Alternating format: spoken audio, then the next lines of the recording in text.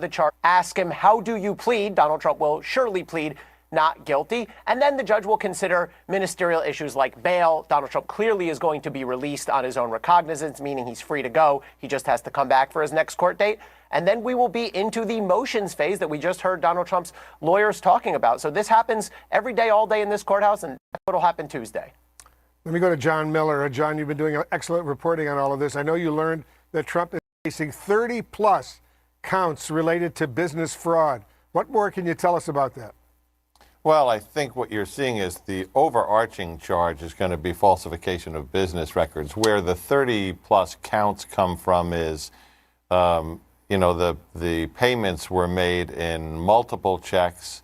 So each check will be a count of falsified business records because the purpose is stated as one thing when it's supposed to be another. Each check came with an invoice, which sought payment for that. Each one of those will be a different count. But I wouldn't read too much into the number of counts in that it doesn't affect either the sentencing or the seriousness of the overall charge, which is going to be this business records thing. And there is the possibility of, outside of the counts of the individual acts, an overarching charge that this was done for the purposes of another crime, which could involve conspiracy. And that is in the part of this story that we haven't seen because it's sealed in the indictment.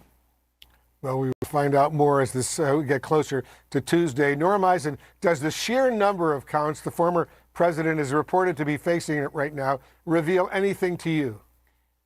It does, Wolf.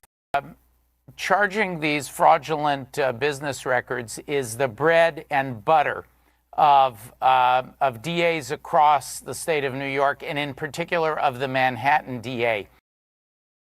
Just to me is that they are treating this case as they would treat any case where you have frauds. This is not disparate treatment for a former president, contrary to some who say it's political. When you falsely book hush money payments as legal fees, particularly if it's done to cover up another crime, and there are very serious campaign finance issues here, you are going to get charged in New York.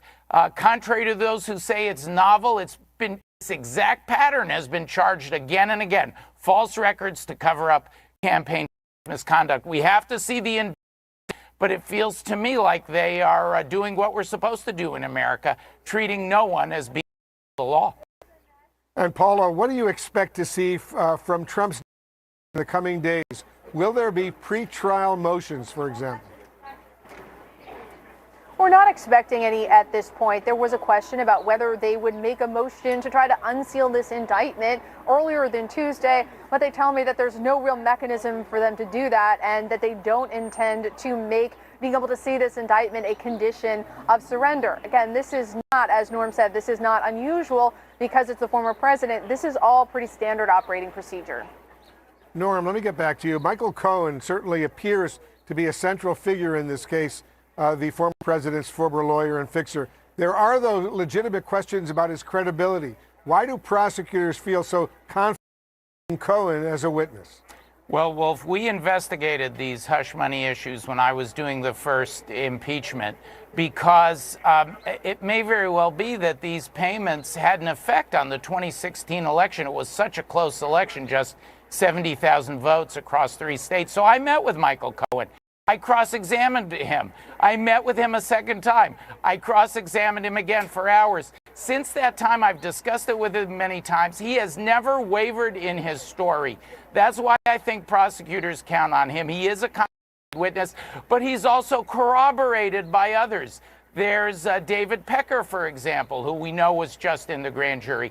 And then there's a mountain of checks, documents, emails, texts, a tape of a conversation between Cohen and Trump. If it were Cohen alone, you'd have questions. But Cohen, plus never changing his story, plus all that other evidence, makes him a strong witness that prosecutors can count.